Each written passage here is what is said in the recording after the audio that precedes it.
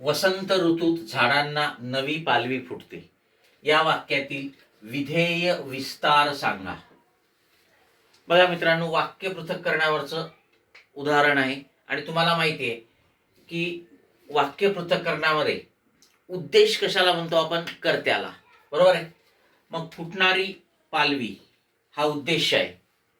नवी पालवी हे नवी त्याचा विस्तार करणारा शब्द आहे उद्देशाचा, आणि म्हणून ते उद्देश विस्तारामध्ये येते. पण आपल्याला विचारलाय विधेय विस्तार. मग विधेय म्हणजे काय? तर विधेय म्हणजे क्रियापद. विधेय याचा अर्थ होतो विधानाला पूर्णत्वाकडे नेणारा शब्द, म्हणून विधेय.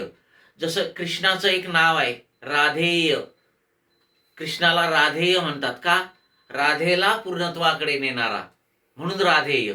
तसं विधानाला पूर्णत्वाकडे नेणारा म्हणून विधेय. आणि विधेय म्हणजे मग क्रियापद, कारण क्रियापद वाक्याचा अर्थ पूर्ण करत असतो.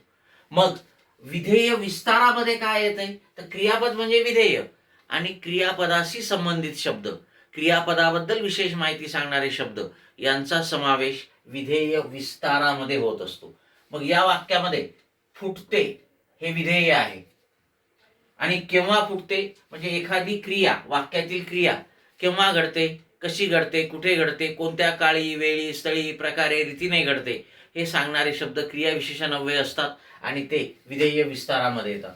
मग वसंत ऋतूत, तर वसंत ऋतूत फुटते म्हणजे ही क्रिया वसंत ऋतूत घडते. ठीक आहे, हे दाखवलं जाते आणि म्हणून ते येणार विधेय विस्तारामध्ये. आणि म्हणून आपलं उत्तर असेल वसंत ऋतूत, 3 नंबरचा पर्याय. Okay, yes.